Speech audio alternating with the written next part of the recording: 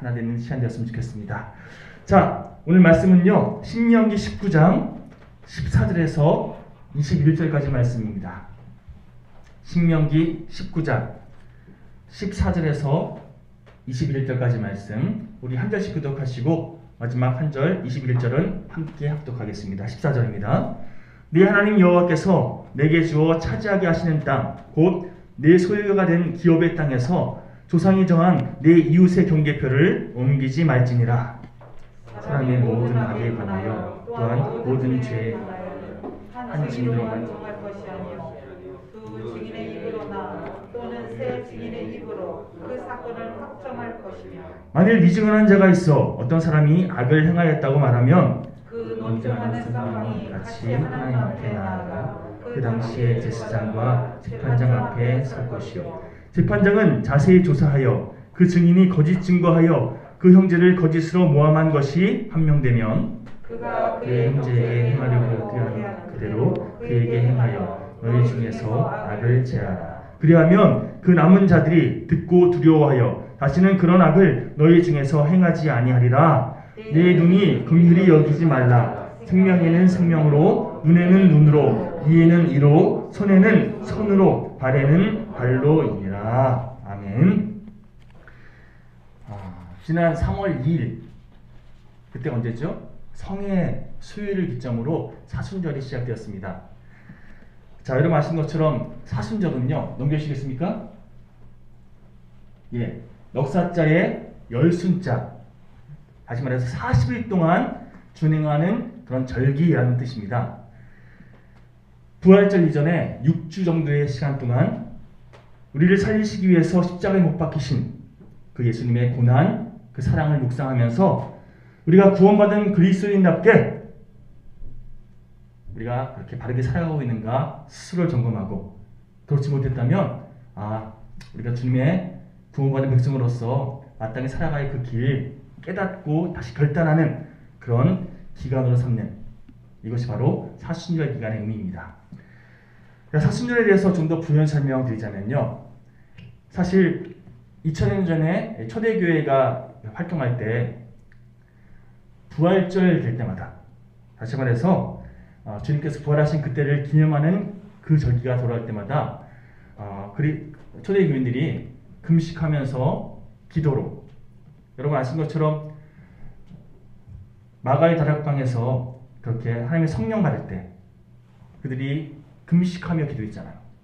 그 전통을 계속 살려서 부활절 때마다 주님의 그 부활의 의미를 묵상하고 십자가 의미를 되새기는 기간으로 금식하면서 준비했거든요.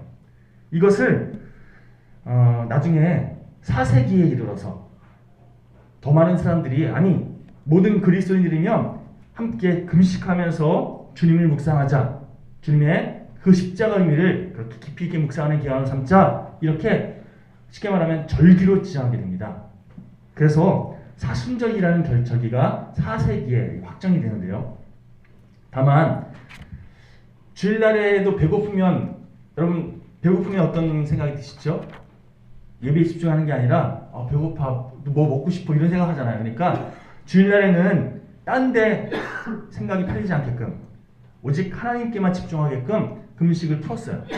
그래서 오직 주님만 바라보면서 예배에 집중할 수 있도록 주일마다 그렇게 금식을 풀다 보니까 42일, 쉽게 말하면 6주 기간, 6, 7, 42, 42일 동안 모두 주일이 몇 번 껴있죠?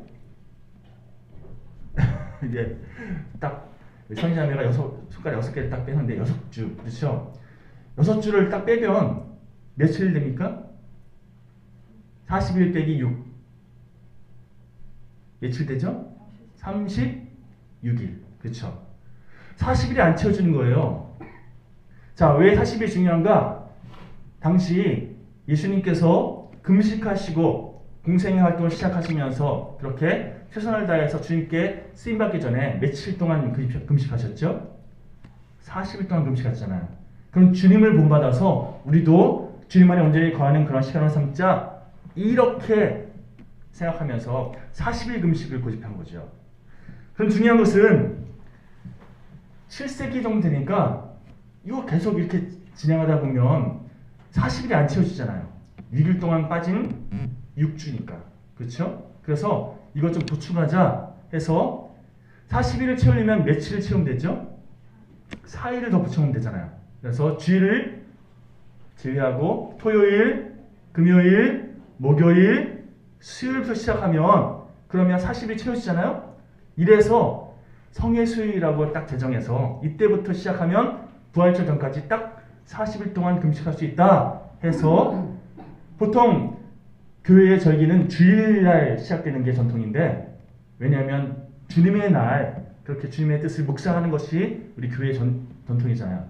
그러나 사순절만큼은 이런 절차로 인해서 이런 과정들로 인해서 수요일부터 시작되어지는 그런 과정이 이렇게 진행된 거죠. 이해되시죠? 자, 어쨌든 한동안 초대교회는요 이 사순절의 의미에 대해서 굉장히 중요하게 여겼습니다. 왜냐하면 주님의 십자가 의미가 굉장히 중요하고 또 부활하신 주님을 묵상하는 것이 굉장히 중요하기 때문에 매년 우리가 이 기간 동안 최선을 다해서 주님을 더 묵상하자, 이것을 강조하고 또 강조했던 거죠. 그런데 여러분 금식해 보셨습니까 혹시? 저도 금식을 해보니까요 한 2주일 동안 금식한 적이 있거든요. 3일 정도 지난 그 즈음에 너무 힘들어요. 그때부터는 기도고 뭐고 하나님이고 뭐고 다 뒷전이고요. 뭐 먹고 싶은 게 계속 저를 주도하기 시작해요. 나중에 어떤 분이 금식 기도의 의미에 대해서 이렇게 고백하더라고요. 뭐 먹고 싶을 때마다 그런 생각이 들 때마다 주님을 바라보게끔. 그러면 금식 기간 동안 얼마나 많은 시간 동안 주님을 바라보겠습니까? 그렇죠? 이렇게 접목하면 금식의 의미가 더 의미 있어진다. 굉장히 의미 있는 그런 고백이에요. 그렇습니다, 여러분.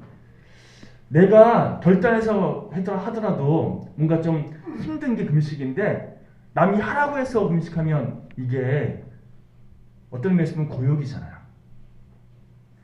그래서 그 당시에는 매일매일 40일 동안 금식한다. 이게 어떻게 보면 힘든 일이니까 그래도 저녁 때에는 먹을 수 있도록 하고, 그래 쉽게 말하면 아침과 점심을 금식하고 저녁 때 먹게끔 그렇게 40일 동안 진행하게 했는데, 중요한 사실은 평소에 먹던 거, 즐겨 먹던 거가 아니라 그냥 육신의 어떤 그런 건강을 지킬 수 있는 정도만 먹을 수 있도록 그렇게 했던 거예요. 그러니 사람들이 이걸 매년 40일 동안 지켜야 된다고 생각해 보십시오. 기쁨으로 동참했겠습니까? 어느 순간 그리스도인들이 이 40일 동안 금식해야 되는 사순절 기간만 되면요 너무나 싫어하고 너무나 꺼려하는 그런 분위기가 만들어진 거예요. 그래서 그 당시에 교회 지도자들이 이거 이러면 안 되겠다. 그럼 뭔가 보완점이 필요한 거잖아요.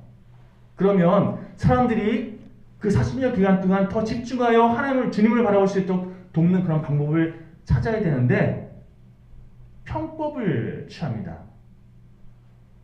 정도를 걸어가야 되는데, 다시 말해서 정말 하나님께서 원하시는 그 본질을 쫓아야 되는데 편법을 쫓아요. 40일 동안 이제 금식해야 되니까 그 전에 먼저 육신에 어떤 뭔가 좀 기쁨을 주자. 그러면 남은 시간 동안 힘을 내어서 그렇게 금식할 수 있는 그런 힘이 생기지 않겠는가? 이렇게 해서 3일 동안 사순절 시작되기 전 3일 동안 축제를 벌여요. 이게 여러분 잘 아시는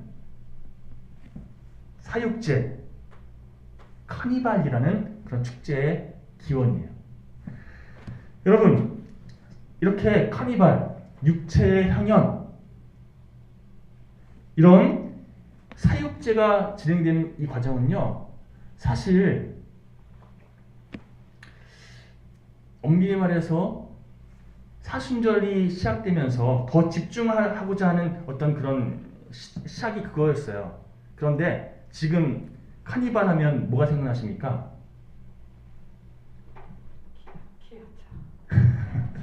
지금 남아있는 대표적인 카니발은요, 프랑스의 니스 축제, 그리고 브라질의 삼바 축제, 여러분, 이 카니발 축제는요, 지금은 말 그대로 축제라고 하는 이 형식만 남았어요.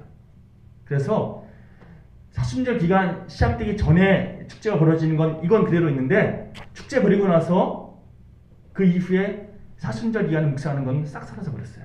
그냥 축제를 즐기는 것만 남았어요. 금식하고 그래서 주님만 바라보기를 선택하는 이 사순절의 금식을 더 잘 진행하게끔 교회가 그래 좀 육신의 위로를 먼저 하고 그래서 힘을 내어서 달려보자 이걸 허락한 것이 나중에는 앞과 뒤가 바뀌어서 본질은 다 놓치고 형식만 남은 인간의 쾌락만 남은 그런 축제로 변질된 거죠. 자, 한번 넘겨주시겠습니까? 자, 여러분 시선으로 왼쪽인가요? 예, 프랑스 니스 축제 퍼레이드 나온 거고요. 딱 봐도 좀 뭔가 좀 선한 이미지는 아니죠. 오른쪽이 브라질의 삼바 축제예요. 거기 퍼레이드 나오는 그런 어떤 형상물들이요, 그렇게 아름다운 것들도 있지만 어떤 나라의 대표하는 것들, 그 당시에 문화를 상징하는 것들도 있지만 이렇게 좀 뭔가 좀 대표적인 것들도 많이 등장해요. 그런데 그 화려함에 취해서 사람들이 삼박 축제하면 나도 즐기고 싶어 막 이렇게 생각하잖아요. 여러분,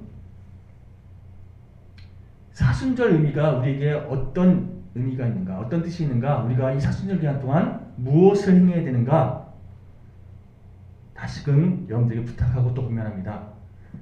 주님을 바라보는 시간, 주님의 십자가 의미를 우리 삶 가운데 다시금 되새기는 시간, 그래서 주님의 뜻 안에 온전히 거하기를 선택하는 시간, 이것이 사순절에 우리가 온 힘 다해 집중해야 할 그런 본질인 줄 믿습니다.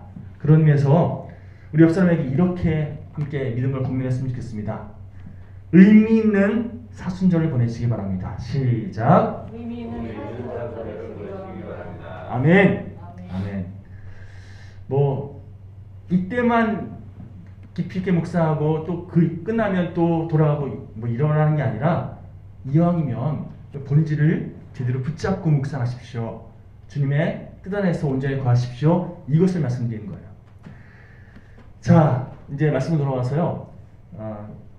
우리 장로님이 수요예배 때 설교를 좀 주일날 다시 했으면 좋겠다 저에게 계속 부탁을 하세요.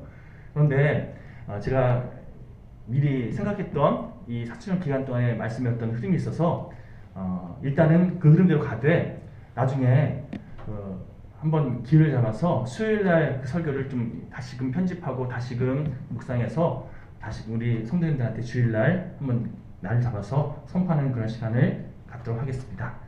자, 지난주에 우리가 세상을 살아갈 때에 백성들이 경계해야 할 그런 태도가 있는데 하나님의 백성으로서 마땅히 우리가 부여잡고 나아가야 할 그런 믿음의 태도도 있지만 우리가 경계해야 할 그런 태도들도 있는데 특별히 다른 사람들에게 하지 말아야 할 세 가지 태도에 대해서 지난주에 함께 살펴봤죠. 첫 번째는 함부로 다른 사람들을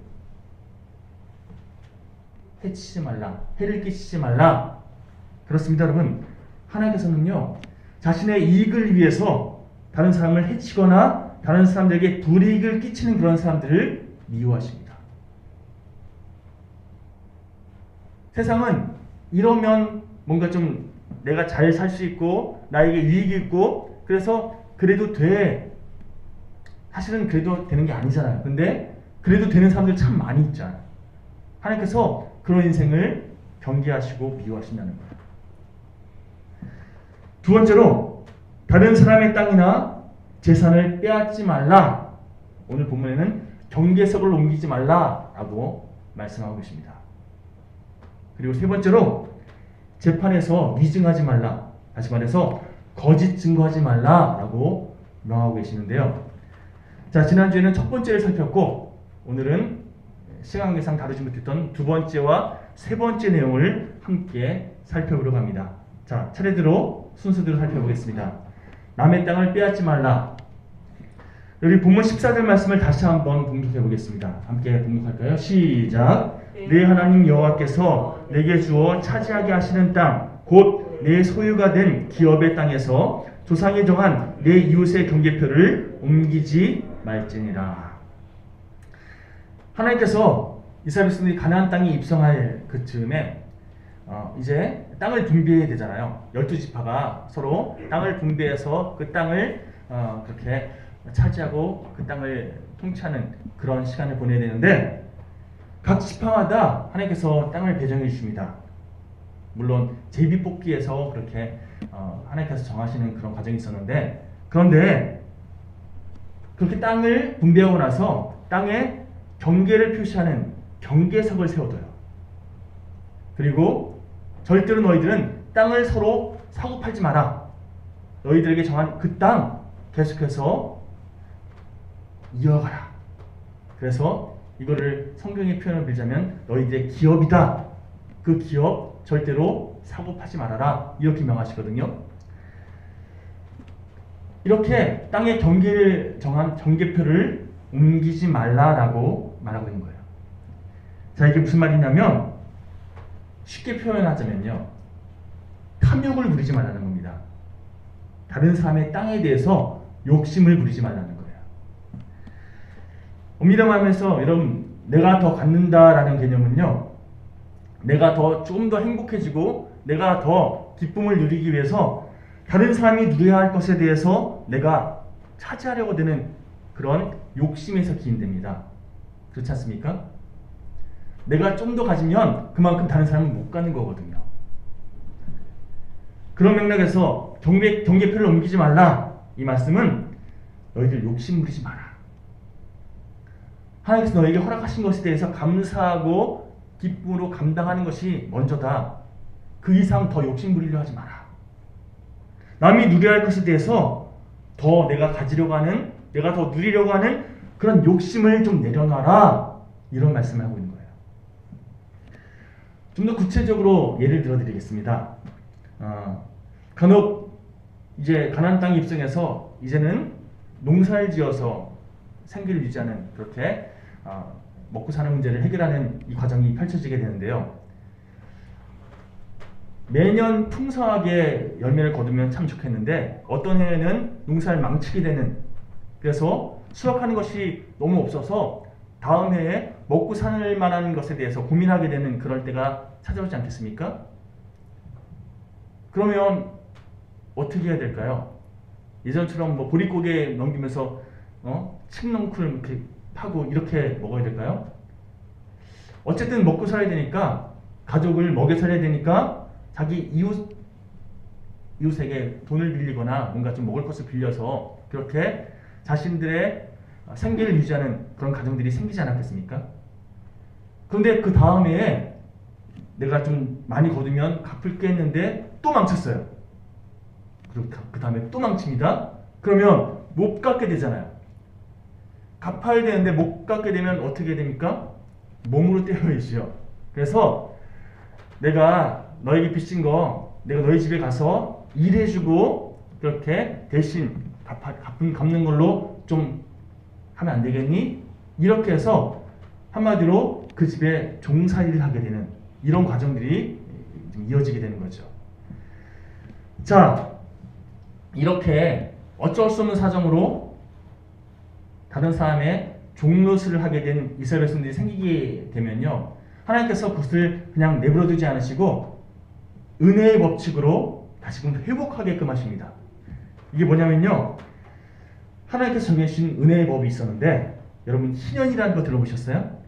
기쁠 희자에 년년자, 쉽게 말하면 기쁨으로 회복되는 해라고 해서 매년 7년이 되면 안식년이라고 해서 그렇게 뭔가 회복을 선포하는 해가 하나님께서 말씀하신 해가 있는데, 7년이 7번 반복되면 몇 년이죠?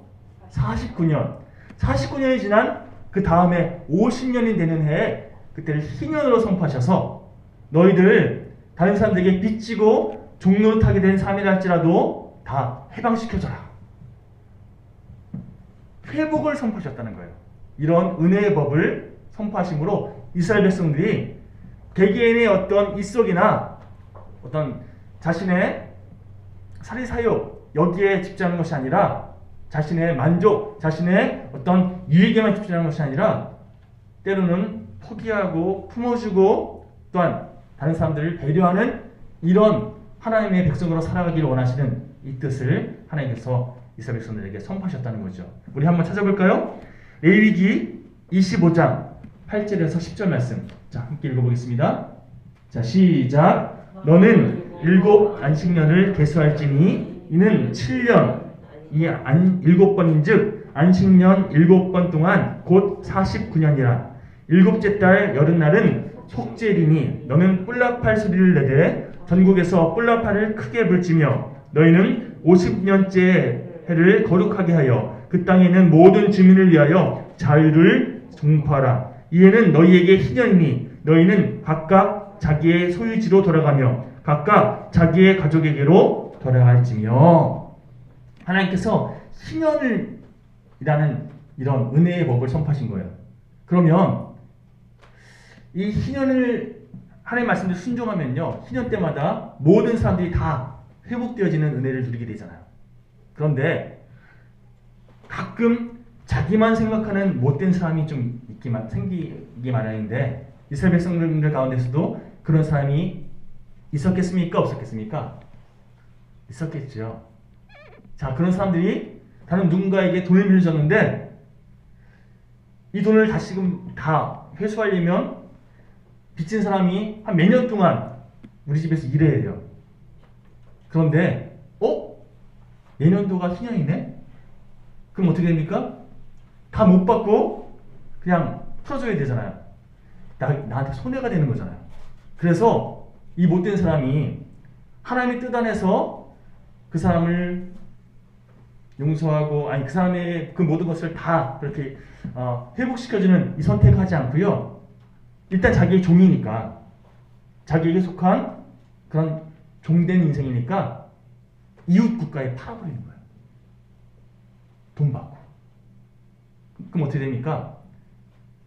다른 나라에 팔린 이 사람은 그 나라는 희년의 법이 적용되지 않잖아요. 그러면 하나님께서 허락하신 그 희년의 때 회복되지 못하고 계속해서 종이 되고 마는 거예요. 그리고 나는 돈 받았으니까 문제 해결되고. 자, 문제는 그렇게 종이 되어서 영영 회복하지 못하는 그 사람의 땅이 남아있잖아요. 그 사람의 땅을 어떤 못된 사람이 못된 마음으로 팔아버린 사람이 그럴 수도 있고 아니면 주변의 이웃 중에서 가만 보니까 그 사람 못 따라오니까 이 땅 내가 가져야지 이렇게 해서 몰래 경계석을 자기 것으로 삼는 그런 사람들이 또 생겨났다는 거죠.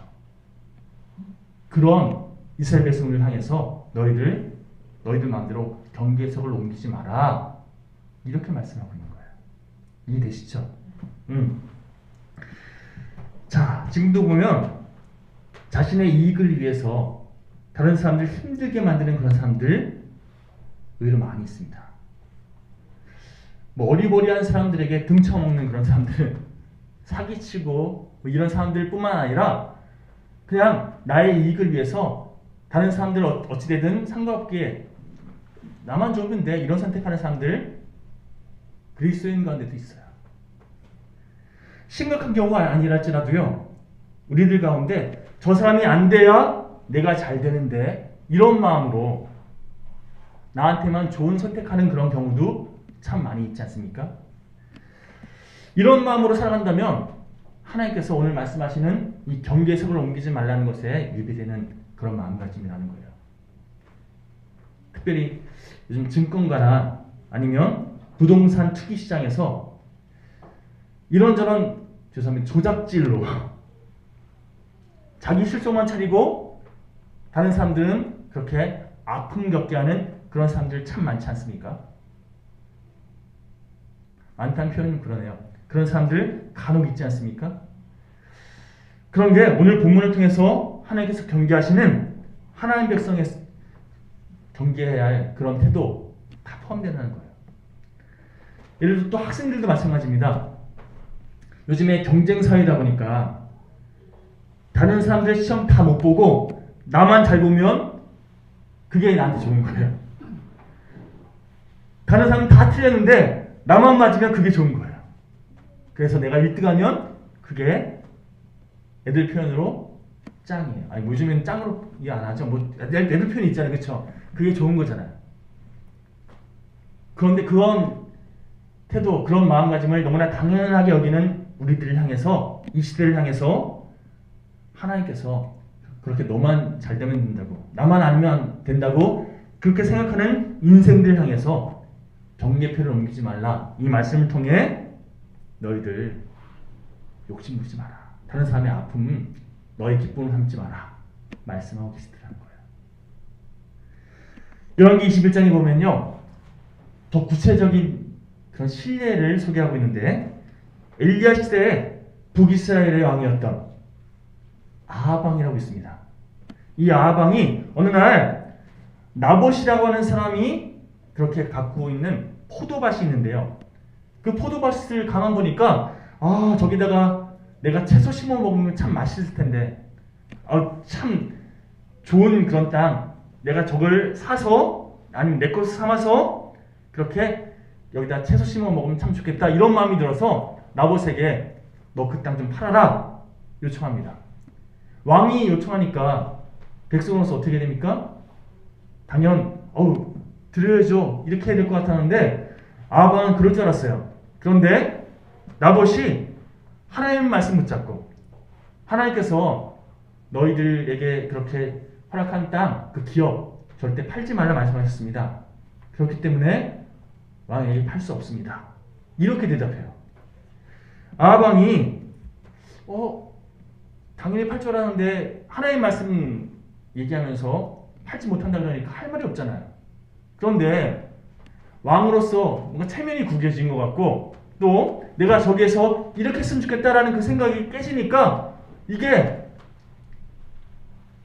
그다음부터는 끙끙 앓기 시작해요. 이 속상한 마음에. 그걸 보고 아하방의 부인이었던 이세벨 여왕이 꼼수를 부리기 시작합니다. 나만 믿으라고, 내가 조치하겠다고 그렇게 나서서는 그 나봇이 사는 그 마을의 장로들을 매수합니다. 그래서 너희들 이렇게 증거해라. 어떻게 매수하냐면요, 나봇이 하나님과 왕을 모욕했다고 그런 말들을 하더라. 또 심지어는 저주까지 하더라. 쉽게 말하면 거짓 증거하게끔 매수한 거예요. 그래서 재판받고 결국 나봇이 돌로 죽임을 당하는 그런 징계를 받습니다. 그렇게 나봇이 죽은 다음에 소유자가 죽었으니까 그 땅을 왕이 자연스럽게 취하는, 자기 것으로 삼는, 이렇게 쉽게 말하면 꼼수를 부려요. 오늘 본문의 내용과 딱 접목되는 그런 내용 아닙니까? 그렇죠? 하나님께서 그 모습을 보시고 너무 분노하심으로 훗날 아합 가문에게 아주 큰 대가를 치르게 하십니다.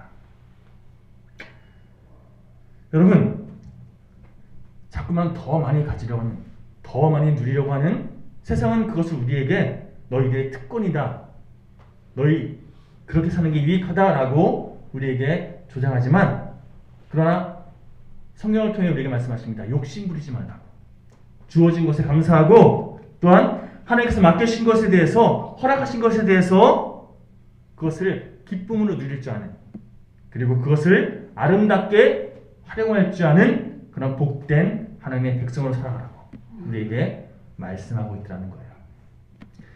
여러분, 우리 인생은요, 경계가 필요합니다. 명확한 경계석이 옮겨지지 않는 그런 인생. 이걸 좀 더 확대해서 생각해 보면 우리들의 한계에 대해서 좀 생각할 줄 알고, 그래서 하나님께서 말씀하신 대로 그렇게 순조하게 선택하는 것들이 우리 삶 가운데 좀 더 많이 세팅되어졌으면 좋겠습니다. 특별히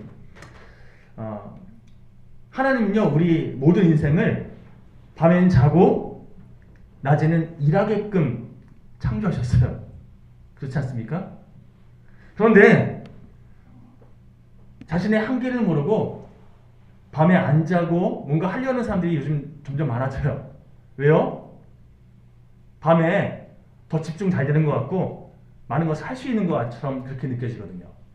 어떤 사람은 나는 저녁형 인간이라고, 나는 밤에 피는 장미라고 이러면서 자신은 오히려 아침에는 잘 못한다고, 나한테 안 맞는다고 하면서 밤에 뭔가 하는 것에 대해서 이렇게 오히려 합리화시키는 그런 분들도 많이 있어요. 사실 저도 청년 때에는요, 밤늦게까지 뭔가 하는 걸 굉장히 즐겼던 사람입니다. 그리고 아주 하다가 너무 졸리면 그때서야 자고, 그러다 보니까 아침에 일어나는 걸 너무 힘들어하는 그런 청년 시절을 보냈어요. 그런데 제가 그 당시에 뭐라고 생각했냐면, 나는 내 체질이 저녁형 인간이야. 그래서 효율적으로 잘 보내려면 밤에 많이 일하고 뭐 충분히 쉰 다음에 그 다음에 낮에는 그렇게 내가 할 수 있는 시간을 그렇게 효율적으로 보내야지, 이렇게 생각했습니다. 근데 요즘 깨닫게 되는 게 뭐냐면요, 내 체질이 그래서가 아니라 내가 그렇게 습관을 들여서 그런 거라는 걸 깨닫게 돼요. 이해되십니까? 여러분 잘 이해할 수 있도록 한 가지 예를 드릴게요. 어린아이들 가운데 밤에 더 활기차게 놀고 아침에 일찍 일어나는 거 힘들어하는 그런 아이들 많습니까? 아니요. 아이들 습관 어떻게 들이냐에 따라서 밤에 일찍 자는 거 습관 들이면 밤에 일찍 자고 아침에 일찍 일어납니다. 습관을 어떻게 들이냐에 따라서 다르게 반응한다는 거예요. 특별히 내가 왜 청년 시절에 그렇게 밤늦게 뭐 하는 걸 즐겼는가 생각해 보니까, 중고등학교 때 밤늦게 독서실 다녀와서, 야자 끝나고 독서실 다녀와서 밤 2시에 라면 끓여 먹고 막 이랬던 시간들이 굉장히 많았거든요. 그러니까 밤에 뭔가 하는 게 더 익숙한 거예요. 그게 습관 드는 거예요. 그러다 보니까 밤에 나는 이렇게 시간 보내는 게 내 몸에, 내 체질에 맞고 그게 효율적이라 생각한 것뿐이지, 나중에 교육자 생활하면서 새벽 기도하려고 그렇게 제 패턴을 좀 바꿔보니까요, 밤에 일찍 자고 아침에 일찍 일어나는 거, 이게 또 습관화되더라고요. 예전에는 아침에 일찍 일어나는 게 너무 힘들어 그랬는데, 이제는요, 아침에 일찍 일어나는 거, 물론 새벽에 일찍 일어나는 게 힘들죠. 그런데 예전보다 더 잘 눈 떠지더라는 거예요. 여러분, 습관이 사람을 만든다고 밤에 더 일하고 더 노는 습관을 들이면 그만큼 아침에 일어나는 게 힘들어지는 거고요. 그러나 건강하게 우리의 하나님께서 주신 어떤 인체의 리듬은요, 밤에 잘 자고 아침에 일찍 일어나고 그래서 낮에 열심히 일하는 것, 이것이 우리 인생의 건강한 그런 한계임을 깨닫고 하나님께서 주신 그 경계에 잘 지켜나가는 그런 복된 우리가 되었으면 좋겠습니다. 물론 정말 어쩔 수 없이 밤에 늦게까지 그렇게 일해야 되는, 아니면 뭔가 늦게까지 뭔가 그렇게 눈을 뜨고 있어야 되는 그런 분들이 있습니다. 그렇죠? 그런 분들한테 뭐 그렇게 하면 안 됩니다라고 얘기하는 게 아니에요. 하지만 내가 지금 낮에 뭐 못해서 지금이라도 해야지, 아니면 아우 나는 이 시간이 더 좋아, 이렇게 내가 기준 되어서 시간을 그렇게 활용하지 마시라 말씀드리는 거예요. 이해되시죠? 정말 늦게까지 어쩔 수 없이 일해야 되는 상황이다, 열심히 일하십시오. 그래서 최선을 다해서 좋은 성과 거두는 그런 열심을 다하십시오. 그러나 내가 기준 되어서 난 이게 좋아, 이게 맞아, 이런 기준, 이것을 여러분들 삶의 기준으로 삼지 마시라는 거예요. 여러분, 특별히 오늘 또 말씀을 통해서 우리 경계할 세 번째 태도, 함께 좀 본문 16절에서 20절까지 말씀을 함께 보시면서 함께 말씀을 묵상하기 원하는데요. 자, 16절부터 20절까지 함께 다시 한번 봉독해 보겠습니다. 시작. 만일 위증하는 자가 있어 어떤 한 사람이 악을 행하였다고 말하면 그 논쟁하는 쌍방이 같이 하나님 앞에 나아가 그 당시에 제사장과 재판장 앞에 설 것이요, 재판장은 자세히 조사하여 그 증인이 거짓 증거하여 그 형제를 거짓으로 모함한 것이 판명되면 그가 그 형제에게 행하려고 꾀한 그대로 그에게 행하여 너희 중에서 악을 제하라. 그리하면 그 남은 자들이 듣고 두려워하여 다시는 그런 악을 너희 중에서 행하지 아니하리라. 이 말씀은요, 거짓 증거하지 말라, 뭐 여러 가지 의미로 그렇게 해석할 수도 있지만, 자신의 이익을 위해서 또 자신의 어떤 기준 때문에 다른 사람들에게 해가 되는 선택하지 말라라는 이런 맥락에서 이 말씀을 바라보면, 제 주문에 보면, 제발 너희들이 하나님의 백성임을 깨닫고 정직하게 살아가라, 이렇게 정의할 수 있습니다. 정직하게 반응해라. 하나님 앞에 서서 하나님께 정직한 모습으로 서 있어라, 이거 말씀하고 있는 거예요. 제가 예전에 활동했던, 소속됐던 찬양팀이 매주 목요일마다 몇천 명씩 모여서 찬양 집회를 했던 찬양팀에서 그렇게 사역을 했던 적이 있는데요.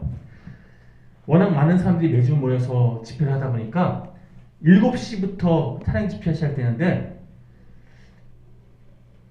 5시부터 줄 서야지만 그 집회에 들어갈 수 있는, 상상이 되십니까? 예전에 그랬었어요. 그 집회에 참석하려고 5시부터 줄 서서 7시 됐을 때 입장해서 예배에 참석하는 그런 집회 매주 진행했었거든요. 그런데 어떤 사람들은요, 줄 서는 거, 이 2시간 동안 줄 서는 게 힘들잖아요. 또 때로는 시간에 안 맞는 분들도 있잖아요. 직장 늦게 끝나서 혹은 자기 개인적인 사정 때문에 일찍 못 오시는 그런 분들 있잖아요. 그러면 자신 친구들 먼저 보내서 대신 줄 서게 하는 그런 분들이 있었거든요. 예전에는 그게 통용이 됐지만 요즘 들어서 놀이동산만 가도요, 대신 줄 서는 게 됩니까?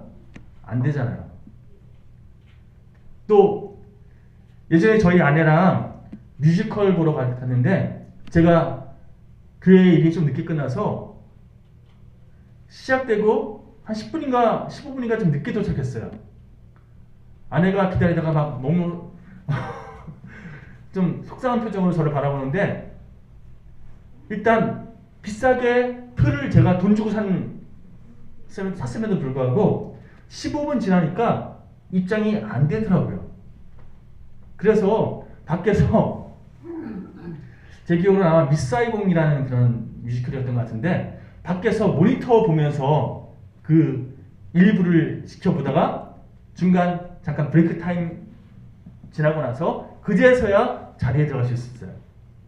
내가 돈 주고 표를 내가 사도 사회적으로도 이게 통용이 안 되는 게 질서인데, 그 당시에 어떤 일이 있었냐면, 때로 좀 늦게 오는, 그래서 자기 친구에게 대신 줄 서달라고 한 친구 중에서 가만 보니까 사람들이 꽉꽉 차가지고 자리 배치하기 힘든데, 어떤 데 보니까 한 사람 앉아 있는데 줄이 쭉 비어 있는데 거기 사람들이 못 앉아요. 보니까 뭐 이런저런 짐들 있잖아요. 어떤 사람 뭐 책도 있고 가방도 있고 핸드폰도 있고 이렇게 쭉 놔두고 나서 자기 친구들이 지금 화장실 갔다는 거예요. 아, 늦게 오실 것 같으면 먼저 좀 기다리시는 분들 좀 자리에 앉게 하고, 나중에 오신 분들 어쩔 수 없이 좀 그렇게 질서를 좀 지켰으면 좋겠습니다 부탁해도요, 아니래요. 화장실 갔다 곧 온대요. 제가 안내하다 보니까 1시간 동안 안 오세요. 그 많은 사람들이, 그 친구들 다 화장실에서 뭐하고 오는지 모르겠는데 안 오더라고요. 뭐 한 거죠? 거짓말 한 거예요. 그렇죠. 예배 드리겠다고, 하나님께 예배하겠다고 오신 그리스도인이 거짓말했어요. 내 친구들을 위해서 하는 자신은 선한 행동을 생각하지만 사실은요, 거짓말함으로 그렇게 하나님께 예배드리는 그 첫 단추가 하나님께서 기쁘게 받으실까, 저는 그런 생각을 했던 적이 있어요. 여러분, 보통 우리들은 기도 열심히 하고 교회 사역 열심히 하고 또 헌금 생활 열심히 하면 신앙 좋다라고 그렇게 생각합니다. 하지만 오늘 본문 말씀을 기반으로 해서 신앙 좋다는 기준이 이렇게 바뀌어야 할 줄 믿습니다. 정직하고 기도도 열심히 하는 사람, 정직하고 열심히 있는 사람, 정직하고 헌금 생활 잘하는 사람, 하나님 앞에서 정직하지 않은 사람, 그 뒤에 뭘 하든지 하나님께서 기뻐하지 않으신다. 내가 기준돼서 나에게 유익이 되면 그렇게 행하는 모든 일들 하나님께서 정직하지 않다고 바라보신다는 거예요. 모두에게 유익한 정직한 인생 되기를 원하고 계신다는 겁니다. 잠언 11장 11절 말씀 함께 공독해 볼까요? 잠언 11장 11절 시작. 성읍은 정직한 자의 축복으로 인하여 진흥하고 악한 자의 입으로 말미암아 무너지느니라. 자신의 이익을 위해서 또 어떤 사람은 내가 아는 나와 관계 있는 사람들의 유익을 위해서 뭐 어쩔 수 없이 거짓말한다라고 우리는 생각하는데, 그러나 그 거짓말 하나님께서 보시기에는 스스로도 망치고 결국엔 공동체도 망치는 지름길이다라고 말씀하고 있는 거예요. 이 거짓말에 대해서 제가 어떤 기준을 좀 나중에 말씀드릴 텐데, 무조건 거짓말하면 안 된다 지금 이 얘기하는 게 아니에요. 기준이 있습니다. 자신의 유익을 위해서, 내가 손해보지 않으려고, 나와 관계 있는 사람들이 손해보지 않으려고 하는 그 거짓말들은 하나님께서 보시기에 선하지 않다는 거예요. 하나님께서 인정하신 거짓말이 있습니다. 그게 뭘까? 다음 시간에 함께 살펴보도록 하겠습니다.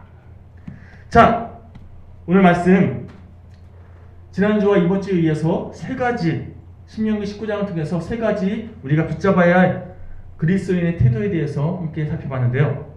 도피성을 통해서 첫 번째, 다른 사람을 해치려 들지 말고 용서와 포용으로 그렇게 선하게 대할 수 있는 하나님의 백성 되기 원한다. 무엇보다 친절한 그리스도인 되라, 이렇게 말씀하셨고요. 두 번째, 경계석을 통해서 말씀하고 계시는 두 번째 태도는 욕심 부리지 마라. 하나님께서 나에게 맡겨주신 그 상황과 환경 또 만남에 대해서 최선을 다해서 그렇게 감사함으로 받아들일 수 있는, 그리고 아름답게 활용할 수 있는 인생 되라 라고 말씀하고 계십니다. 마지막 세 번째로 거짓 증거하지 말라라는 말씀을 통해서 날마다 매 순간 주님의 십자가를 의지함으로 정직하게 살아가라 라고 우리에게 말씀하고 계십니다. 여러분, 이 세 가지 삶의 태도 매 순간 우리 삶 가운데 바르게 적용해 나가는 우리 모두가 되었으면 좋겠습니다. 그래서 그 결과 하나님의 영광을 아름답게 드러내는 복된 영일교회 모든 교우들 되시기를 간절히 축원드립니다. 자, 우리 찬송가 405장 함께 고백하시고 함께 기도함으로 주님께 봉헌 올리겠습니다.